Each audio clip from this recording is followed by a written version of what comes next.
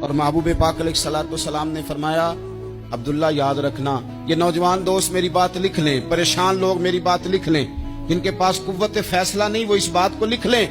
حضرت عبداللہ ابن عباس فرماتے ہیں میرے نبی پاک علیہ السلام نے مجھ سے فرمایا تھا عبداللہ سن، اگر ساری دنیا مل کے تیرا کوئی نفع کرنا چاہے کر نہیں سکتی جب تک میرے رب کی رضا نہ ہو، اور فرمایا ساری دنیا مل کے تیرا کچھ بگاڑنا چاہے تو عبداللہ بگاڑ نہیں سکتی جب تک رب کریم کی حکمت کا تقاضا نہ ہو۔ لوگوں سے ڈرنا، لوگوں کی طرف دیکھنا، ماحول دیکھ کے اپنے راہ کا تعین کرنا،